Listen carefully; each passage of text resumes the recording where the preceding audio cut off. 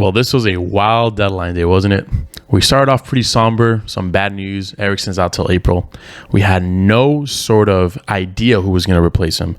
But then at the end of it all, we get Sabitzer from Bayern. And to be honest, that is a pretty shoot transfer that we just got ourselves. And it's a good business move. Like, from a perspective of cost and what it could potentially, mean down the line, I think this is a pretty smart move on United, and it's the exact profile that we needed from this transfer. Like, if you think about it, sure, as far as what's happening right now, it is a great replacement for Eriksen at the time being, but we could all agree that we needed a midfielder, even with Eriksen being healthy. So I think this is a smart move on United for making sure that not only did we bolster the squad with somebody that is, just as good as Eriksen in many ways, but also somebody that could, give him some rest time. Somebody that could also add a level of tenacity to the squad where, hey, minutes don't have to just go to these three players in the midfield. Now we know that, hey, Eriksen, you can take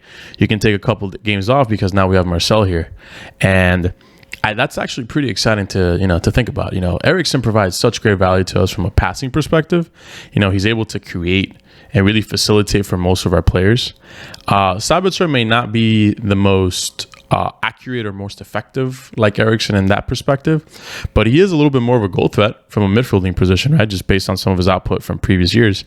And then also his pressing, he is just tenacious, right? Like he'll be up there as far as numbers of tackles and how high he'll press, and just getting the ball back from the opposing team's field. And it's pretty insane how someone like him, who just over a couple of years ago, challenging with Leipzig and really looking like a bright star, upcoming bright star in Europe, goes to Bayern. It doesn't go as planned, and a disgruntled player sees himself with an opportunity now with United. And I think Ten Hag is the perfect coach for this, because he definitely seems like the type of manager that will give people opportunities once they earn them, and if they fit the profile of the player that could succeed in a system, they're just going to run away with it.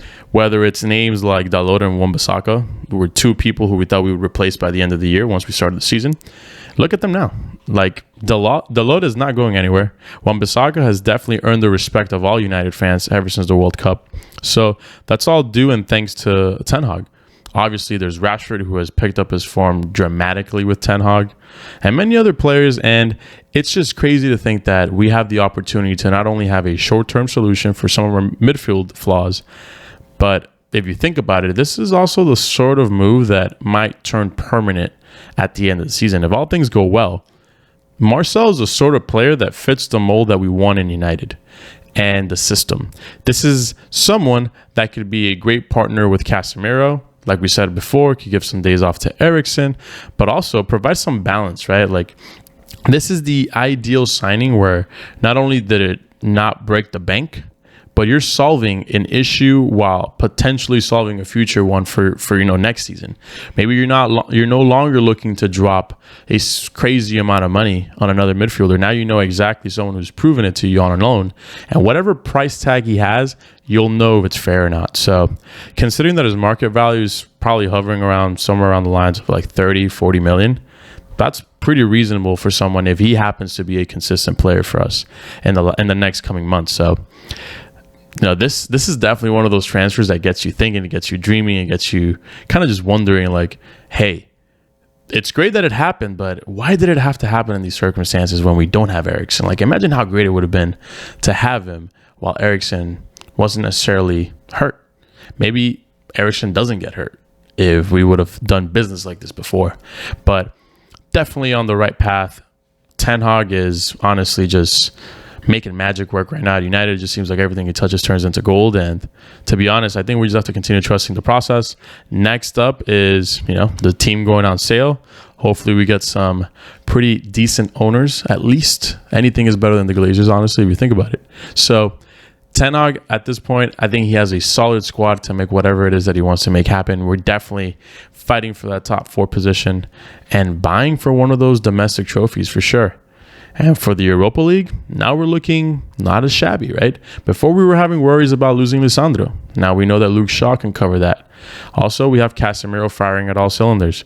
We have Sabitzer, who can cover for Eriksen while he's gone.